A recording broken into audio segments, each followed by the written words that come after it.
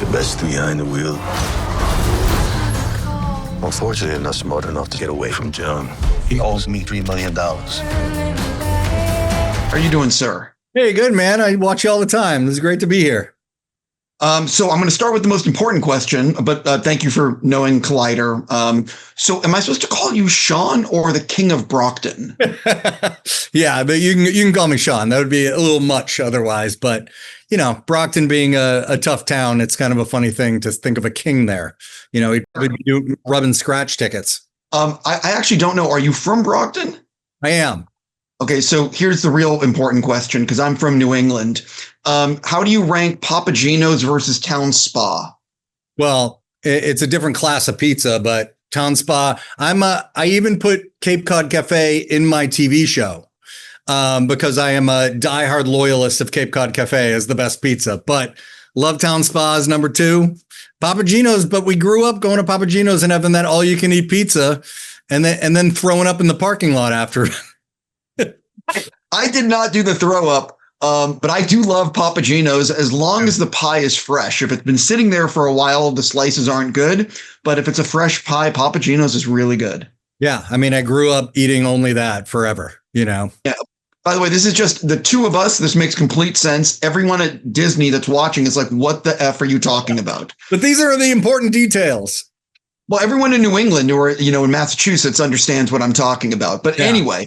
So jumping into why I get to talk to you. So one of the things that struck me about the movie is that like you have like barely any producers on this thing. And it felt like it was your voice shining through in the writing. So can you sort of talk about like, did you have a lot of studio pushback? Is this the version of the movie that you really wanted to make? You know what I mean? No, I'll tell you, I went in, I made Wayne, which is set in Brockton, by the way, the Prime show. The person at 20th, the president had seen it. President of 20th had seen it and loved it. I went in, I pitched maybe 4 minutes of a pitch I wasn't planning on doing. I had like, you know, this opening scene with a little girl in the car and, you know, this two-hander with this midnight run kind of element through the middle and this thing at the end maybe happening. And he goes, I'll take it. That's how much he liked Wayne, which was incredible. And then, you know, after a while, we couldn't think of who was David O. Russell, who does car chases, like type of director to direct it. And then Paul Wernick, who's, you know, one of the Deadpool guys, says, let Shawn do it. They weren't so sure, but then they had me do a pitch and I won the job. And in the end, it continued like that. Like it just, they had notes like anybody else, but they weren't, you know, they were like a lot of cut pages and, you know, make it shorter. And we changed some of the things in the ending. But the fact that the whole time I'm looking left and right saying, are they going to make me change this ending? Are they going to make me change this ending?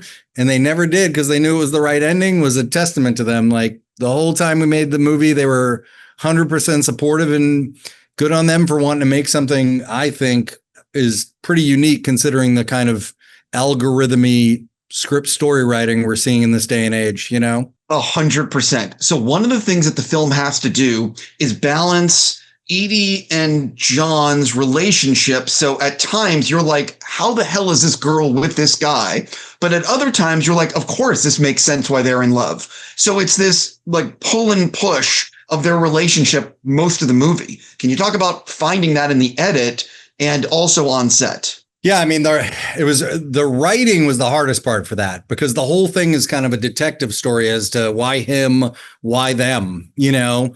And so there was the perfect amount of story where, okay, he's a total jackhole for like this amount of movie and has the audience asking why. And like any movie about any character where you only seed out their story in their past, you know, the next section is, oh, how much do we have to do in order to make the audience love this guy and understand why she's with him in their past?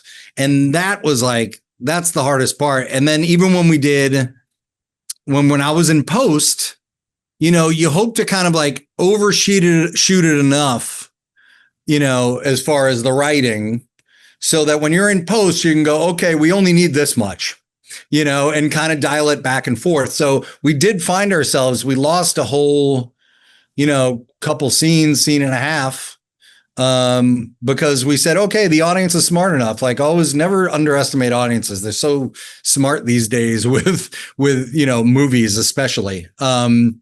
And yeah, you want to shoot enough that it's too much, and then have your own choices as to how you get back to that perfect kind of place with, the audience getting to that place with John.